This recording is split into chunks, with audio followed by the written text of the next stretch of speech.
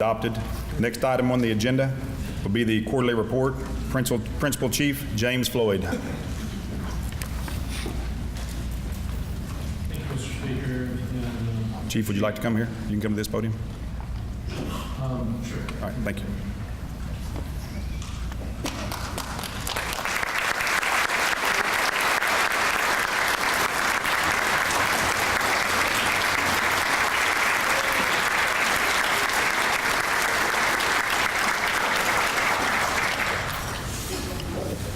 I appreciate the time this morning to take a couple minutes and talk about our performance of the nation over the past few months and some highlights of the third quarter report. So I want to recognize Second Chief Louis Hicks here this morning as well. Thanks and recognition to all the members of the National Council and Ms. Brittany McCain and Ms. Muscogee Nation. Just good to see you here this morning as well. I had transmitted the quarterly report over earlier this week and hope that everyone's had a chance to look at that. It's also posted online for everyone, so those who don't have a hard copy can view it online at, I think, both through the Muscogee Nation website and the Muscogee Media website. So I ask that you take a look at that.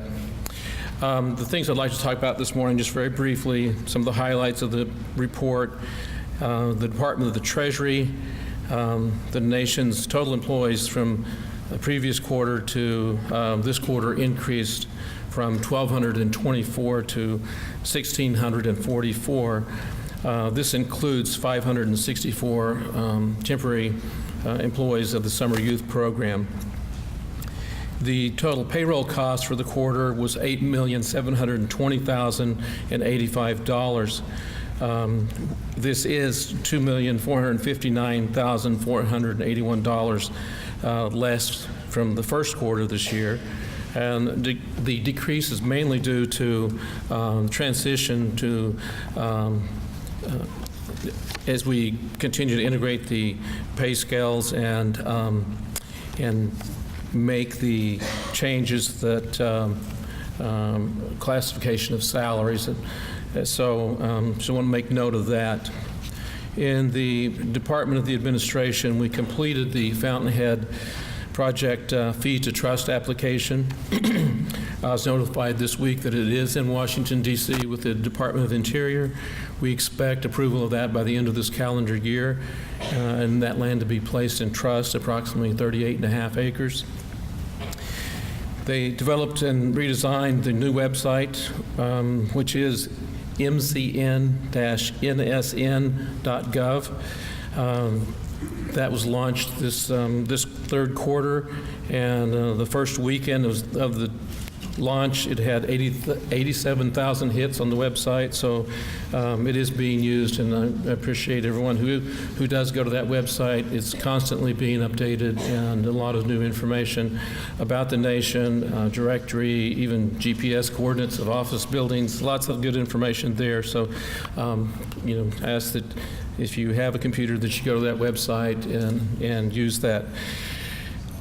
We had also the opportunity to hold the Employee Awards Luncheon this past quarter at the Green Country Career Center, where we recognized approximately 129 employees for awards for years of service ranging from 10 to 40 years with the nation. So it was a very good celebration there. Applications continue to increase for positions with the nation. In the third quarter, we had 2,322 applications. That's up from 1,946 on the second quarter. There could be some duplication, as one individual could be applying for multiple jobs, and it would count that, but we did have 2,322. Let's see. In the Department of Community and Human Services, the third quarter has shown a steady increase in hardship applications, tribal energy, and school clothing. Due to the dissemination of information to both in-jurisdiction and out-of-jurisdiction areas, tribal energy has shown an increase in assisting both areas, and Both programs have held steady growth through the third quarter. In the Department of Education, Employment, and Training, the reintegration program received a $291,000 grant to be utilized for homeless veterans. And the Justice Innovation Team from New York came down and produced a documentary about the Muscogee Creek Nation reintegration program. In higher education, the staff assisted 627 students this past quarter, and funded by 7 programs administered by the Higher Education Department. In a breakout, we have 2 scholarships for doctoral students, 21 master's or postgraduate programs, 35 through self-governance tribal scholarships, 15 tribal grant projects, grants, and the incentive grant is 399. These are scholarships that were provided during the third quarter. The department goals and objectives are to continue to visit numerous local high schools, universities, and the Muscogee Creek Nation, within the Muscogee Creek Nation, to continue to be engaged with the communities and be in communication with students. In the Office of Interior Affairs, the tribal construction program was very busy this past quarter. I think you probably have seen some of their products during the festival by adding 3 vendor pads, and a splash pad was completed, among other things. The Native Vision Camp, our first year of holding that was this year. We had 400 participants. I think it was a big success. And we look forward to the next 2 years of hosting that as well. And it gave our students an opportunity to work alongside or be coached by professional athletes in a number of different sports. And from all reports, it was a big success. I know that they have met after the program to talk about improvements for next year. So I think we can even expect greater things next year.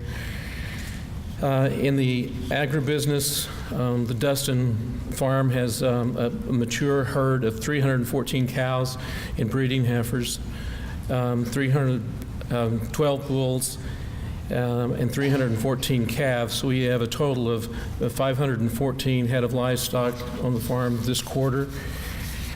In tourism and recreation, I think, of course, the Muscogee Nation Festival was probably the biggest event this past quarter. I want to thank the 728 volunteers who participated during the festival to make sure that it was a success. We have an estimated attendance of over 40,000 people participating or visiting in the events of the Muscogee Nation Festival this year without any major events occurring.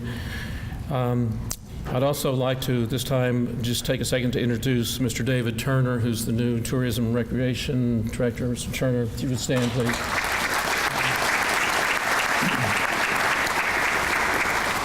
Mr. Turner's a Creek citizen, and we're glad to have him on board and to even add more to our tourism and recreation offerings, and I look forward to good things occurring there as well.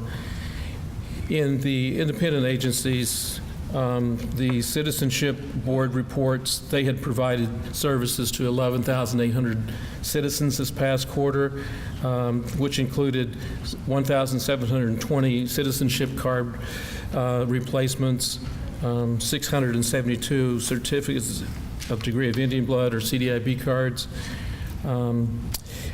issued 546 new citizenship cards, and 467 new CDIB cards. Our total enrollment at the end of the third quarter was 80,952 people as of June 30, 2016. That's an increase of 459 people from the previous quarter. The College of the Muscogee Nation Board of Regents report highlights the graduates of the program with the highest number of graduates in the college history with 18. These were, in tribal services, 18, Native American Studies 5, and Gaming and Police Science with 3 graduates. So I'm correct myself, there's a total of 29 graduates this past quarter. In the Department of Housing, if you refer to the report, you'll see a lot of different charts and breakout of information. We want to make sure that we're providing as much information as we can gather, and so that everyone understands the vastness of the housing programs. To highlight a few things, the Elderly Subsidy Program had 26 applicants approved and receiving assistance with rental housing. The Department of Housing is working with Bank 2 to kick off the Section 184 pilot program, and they have had 15 applicants which should be purchasing a home with assistance from this program. Housing recently received the audit from the HUD Office of Inspector General for the time period of 2012 through 2015. It contained approximately 13 findings, and that showed policies and procedures that were not being followed or not being completely followed. Housing has already implemented corrective action plans and are in the process of transmitting the formal action plan in response to that report to the HUD regional office. In the Department of Health, I'd like to begin first with the construction updates. Recently, we had a celebration of the 50% mark on the construction of the Okemah Hospital. We expect that that will be completed by the end of this calendar year. The Eufaula Clinic project's on schedule. We expect that by the end of October, ground will be moving and we'll have that constructed. So we are also applying for grants to support the Eufaula Clinic in obtaining geothermal technology and solar panels for the facility, and hope to have in the next report an update on that. There have, in terms of payroll changes, the wages paid out for the third quarter totaled $1,800,000. This is $105,000 less than the previous pay period. The change in policy, I think, of overtime recently that the council's aware of, when we went from double to time and a half, I think has played an important part in having that reduction. The Department of Health has been concentrating a lot on revenue generation, and third-party revenue has increased from 2012. It has increased by $45,342,000. The third-party cash collections itself was $13,744,185. So some of the things they're concentrating on is that at time of registration, the health insurance status is being verified for all patients and all medical procedures. If a patient has insurance, the cost of the services that they receive won't be charged to them, but will be charged to the insurance. And that will come back to the Department of Health, as I just noticed, as I just explained on the $13 million. These processes before that are being worked and reworked to make sure that we're being efficient. And I think we're seeing the fruits of that labor in the collections. The duplicate jobs and tasks across the billing and coding sections have been identified, and billing and collection is now being centralized in order to eliminate redundancies in the system and to make us more efficient and productive there. I ask that you do, again, look at the reports. We have a great number of, a great deal of information and data within the Department of Health. I do want to, in the Health Department report, by saying that as we go into 2007, we are getting into probably the toughest part of our transition of the Health Department. We are combining the finance, IT, and human resource functions from the Department of Health into the executive branch. That has translated into employees, I think approximately 20 or so, that have received letters that we would have to separate them. However, this past week I did write a letter to all of the cabinet and managers of the Muscogee Creek Nation that any employee that had received a letter gets first priority for any vacancy that we are actively recruiting for and interviewing for that is open at this time. And so Dean Hughes, who's the manager of human resources, is working with the departments to ensure that they get that priority. Gaming has also indicated they would like to hold a job fair for our employees who may be displaced, and I think the first one is next Thursday in Tulsa, and so we'll get the word out and be able to transport anybody who wants to go up there to be a part of that, because the experience of these individuals in these areas of health, IT, and finance is valuable experience, and gaming is very interested in talking to those individuals and does plan at a later date to come on campus here and hold a job fair as well. I'd like to conclude with the Office of Veterans Affairs report. I know it's probably the last, but it's not the least. I'm very proud to say that our Veterans Affairs Service Office is doing an amazing job. Just in the third quarter alone, they had 1,026 active claims being worked, 777 claims under consideration, and 703 claims were awarded compensation during the third quarter alone. An on-site push mission has been undertaken by the Muscogee veterans to help locate them, to have interviews with them and their spouses about their eligibility for Department of Veterans Affairs programs, both the federal and tribal. And so to date, they've enrolled, since it started last month, they've enrolled 10 veterans into the Department of Veterans Affairs system for health care. With the agreement that we have with the Department of Veterans Affairs, even if they are enrolled in the Department of Veterans Affairs and utilize any of our tribal facilities for direct care, we can bill the Department of Veterans Affairs and receive compensation for their care. So I'd like to pause at this point and see if the council has any questions or comments they'd like to make. Yes, sir. Mr. Scott. Chief, I don't have a question, I just have a comment. I still am getting a lot of complaints about phones not being answered in different departments, going straight to voicemail and stuff. And I would just like to ask all the secretaries of the various departments, please make sure that the personnel in their department are making an effort to answer the phones and also to return the voicemail messages. Somebody told me that voicemails are saying they will get an answer or get a phone call back in 24 hours, and it's 3 weeks later before they receive any answer and stuff. So I would just like to encourage all the departments here. I know people are busy sometimes, they can't always answer, but always make that special effort to answer their phones and stuff, because we're here to serve our citizens. Thank you, sir. Well, thank you, Mr. Scott. And I couldn't agree more with you.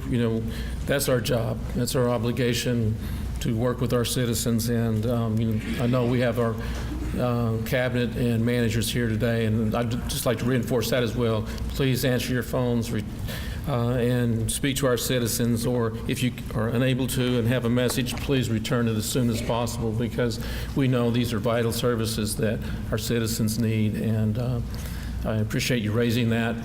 It's an ongoing process of us continuing to get that message across all our staff, and we'll even increase our efforts. Thank you. Okay. So, Mr. Speaker, if there's no other comments or questions at this time, I'll go ahead and turn the time back to you. Regarding unity, you want Nancy to come out and make the presentation.